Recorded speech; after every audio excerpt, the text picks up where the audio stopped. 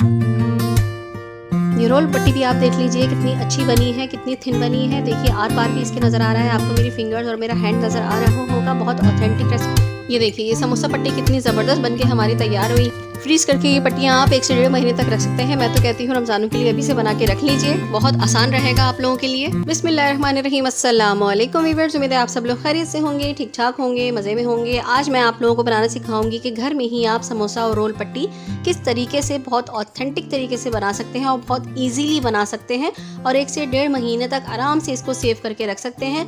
तो चलिए फिर रमज़ानों की तैयारी अभी से ही स्टार्ट कर देते हैं और बनाते हैं समोसा और रोल पट्टी रमज़ानों के लिए। मेरे चैनल को सब्सक्राइब कीजिए और बेल के आइकन को प्रेस करके ऑल के बटन पर क्लिक कीजिए ताकि आपको मेरी हर आने वाली नई वीडियो सबसे पहले मिल सके। और अगर वीडियोस पसंद आए तो एक लाइक भी कर दीजिए। पापड़ी बनाने के लिए मैं 2.5 कप मैदा यूज़ कर रही हूँ, दूसरा कप और ये 1/2 कप। ये हो गया 2.5 कप मैदा। अब मैं इसमें डालूंगी 1/2 टीस्पून के करीब सॉल्ट और 2.5 चमचे ही मैं इसमें डालूंगी 2.5 टेबल स्पून मैंने इसमें कुकिंग ऑयल इस्तेमाल किया है।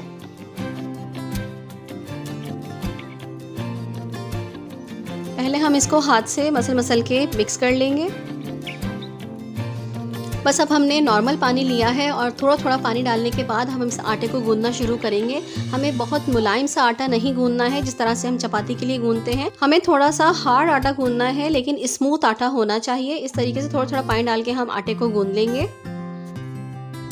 ये लीजिए व्यूअर्स, आटा हमारा गूंद चुका है। इसके ऊपर मैं हल्का सा ऑयल लगा दूंगी और इसको 10 से 15 मिनट के लिए ढक के रख दूंगी। ये देखिए 10 से 15 मिनट हो चुके हैं। डो अब तैयार है बेलने के लिए।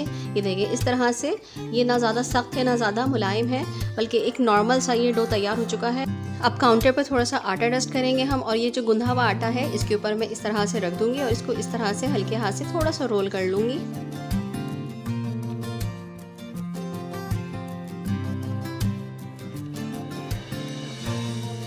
अब हम इसको इस तरह से इक्वली काट के निकाल लेंगे। साइजेस में इक्वल साइजेस में काटेंगे ताकि हम इक्वल पेड़े बना सकें।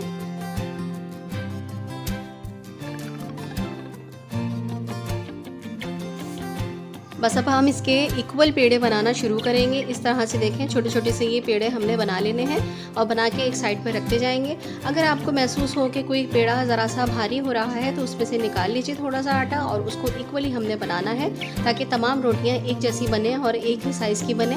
ये देखिए मैंने सेम साइज़ के सारे पेड़े बना लिए हैं। अब मैं इनको एक प्लेट में ट्रांसफ़र करूँगी और ये एक पेड़ा जो है हम इसको अब बेलना शुरू करेंगे। यहाँ पे थोड़ा सा डस्ट करके मैदा और इसकी अब हम एक रोटी बनाएंगे। रोटी हमने ज़्यादा फैला के बड़ी नहीं बनानी है, बस हमने एक नॉर्मल सी रोटी बनानी है और इसी तरह से हमने सारी रोटियाँ एक ही साइज़ की बनानी है। ये देखिए इस तरह से आपने बस रोटी को बेल लेना है और इसको एक साइड में रखते जाना है। ये देखिए इस तरह से सारी रोटियां मैंने बना ली हैं। अब एक रोटी लेंगे, उसके ऊपर मैं ऑयलिंग करूँगी। इस तरह से सारी तरफ हमने अच्छी तरह से ऑयलिंग कर लेनी है। सारी तरफ ऑयल लगाने के बाद अब हम इसके ऊपर मैदा डस्ट करेंगे। इसको भी अच्छी तरीके से हमने डस्ट करना है एक एक कोने पे। फिर दूसरी रोटी उठाएंगे, इसके ऊपर ओवरलैप कर देंगे और इसी तरह से दूसरी रोटी के ऊपर भी हम ऑयलिंग करेंगे और मैदा डस्ट करेंगे और इस तरह से लेयर बाय लेयर हम तमाम रोटियों को बनाते जाएंगे और रखते जाएंगे।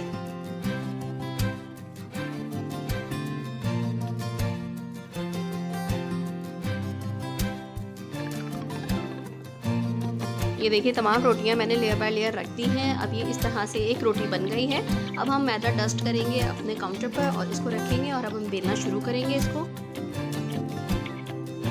एक बात का ख़ास ख्याल रखिएगा कि आपने बेल के इसको उतना ही बड़ा रखना है जिसमें आप इसको सेकेंगे। मैं यहाँ पे अपने तवे के हिसाब से साइज़ रख रही हूँ इसका। आप पेड़ों का साइज़ भी उसी हिसाब से छोटा रखिएगा कि आपकी थिन रोटी बिल के जो है वो तैयार हो जाए। ये देखिए मैंने इतना बड़ा बेल लिया है ताकि ये मेरे तवे पे पूरा आ सके। अब मैं तवा गरम कर लूँगी। तवा जब हल्का सा गर्म हो जाएगा तो मैं इस रोटी को उठाकर पूरे इसके ऊपर रख दूंगी। तकरीबन 30 से 40 सेकंड एक तरफ से सेकूंगी और 30 से 40 सेकंड ही मैं दूसरी तरफ से सेकूंगी। आंच को आपने मीडियम लो पर ही रखना है। ये देखिए इस तरह से दोनों तरफ से हल्का हल्का सेकने के बाद मैंने रोटी को उतार लिया है। पहले हम इसकी साइड्स की कटिंग कर लेंगे इस तरह से। ये देखिए पहले ये किनारे में निकाल दूंगी कटिंग करने के बाद। लेकिन ये किनारे हमने वेस्ट नहीं करने हैं। इन किनारों की एक बहुत ही ज़बरदस्त और मज़ेदार सी रेसिपी मैं आपको बताऊंगी। वो रेसिपी आप ज़रूर मेरे चैनल पर देखिएगा, उसकी मैं शॉर्ट वीडियो बनाकर लाजमी डालूंगी इंशाल्लाह ताला बहुत जल्द ही। इस तरह से देखें, ये समोसे की पट्टी आप जितनी चौड़ी रखना चाहें और जितनी बड़ी रखना चाहें आप उस हिसाब से इस तरह से पट्टी निकाल लीजिए।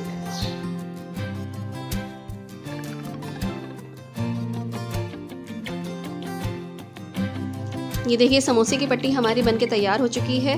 ये देखिए इस तरह से अभी मैं इसको उठा के साइड में रख रही हूँ। पहले मैं इसमें से रोल पट्टी निकाल लूँगी। इसी तरह से आपने रोल पट्टी भी इसी में से निकाल लेनी है। आप चाहें तो आप समोसों की ही पट्टी निकाल लीजिए सिर्फ। अगर आपको रोल पट्टी भी चाहिए तो आप रोल पट्टी इस तरीके से निकाल लीजिए। ये हम ज़रा सी चौड़ी रखेंगे। आप चाहें तो आप स्क्वायर शेप में भी रोल पट्टी को निकाल सकते हैं। बस ये कटिंग्स मैं संभाल के रख लूँगी और मैं बाद में बताती हूँ इसका करना क्या है। अब देखें, ये हमारा रोल पट्टी और ये हमारी समोसा पट्टी कट के तैयार हो चुकी है। बस हम अब इसकी इस तरह से लेयर्स ऊपर से उठाना शुरू कर देंगे। ये देखिए बहुत एहतियात के साथ हमने एक के बाद एक लेयर उठानी है। ये देखिए कितनी थिन लेयर बनी है, कितनी ज़बरदस्त ये हमारी समोसा पट्टी बन के तैयार हो चुकी है। इसी तरीके से मैं सारी पट्टियाँ निकाल लूँगी।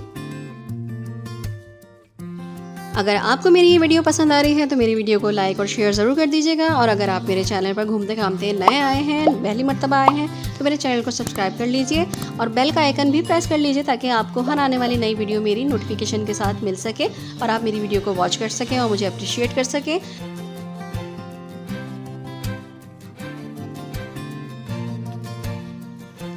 ये देखिए मैंने सारी पट्टियाँ 1 बाय 1 निकाल ली हैं और कितनी थिन और कितनी अच्छी पट्टियाँ हमारी बनके तैयार हुई हैं। बिल्कुल परफेक्ट समोसा पट्टी और रोल पट्टी हमारी बनके तैयार हो चुकी है। ये देखिए कितनी थिन है, आपको इसके आर पार सी थ्रू आपको नज़र आ रहा होगा, मेरी फिंगर्स आपको नज़र आ रही होंगी। इस तरीके से ही मैंने यहाँ पर रोल पट्टियों को भी अलग कर लिया है। ये देखिए इस तरह से, ये देखिए ये भी मैं दिखा देती हूँ आपको। देखें ये भी सी थ्रू है, बिल्कुल आपको आर पार नज़र आ रहा है। इतनी थिन ये पट्टियाँ बनके तैयार हुई हैं। बहुत ज़बरदस्त और बहुत ही ज़्यादा ऑथेंटिक रेसिपी है ये, इसे ज़रूर फॉलो कीजिएगा। रमज़ान से पहले ये तैयारी करके अगर हम रख लें तो हमें बहुत ज़्यादा सहूलत हो जाती है। अगर पट्टियाँ पहले से ही बनी हुई रखी हों तो समोसा बनाने में भी हम लोगों को ज़्यादा टाइम नहीं लगता। बहुत इजीली हम समोसे बना के उनको फ्रीज़ कर सकते हैं। अब मैं आपको बताऊँगी कि आप ये पट्टियों को किस तरह से फ्रीज़ कर सकते हैं। फ्रीज़ करने से पहले बस एक छोटा सा काम ये करना है कि ऊपर नीचे हमने पट्टियों पर इस तरह मैदा लगा देना है। आगे भी लगा देंगे और पलटने के बाद उसके पीछे भी हम मैदा लगा देंगे अच्छे तरीके से। फिर एक हम शॉपर ले लेंगे, आप जिप लॉक ले लें या कोई इस तरह से साफ़ सुथरा खुश्क सा शॉपर ले लीजिए और उसमें इस तरह से ये पट्टियाँ रख दीजिए।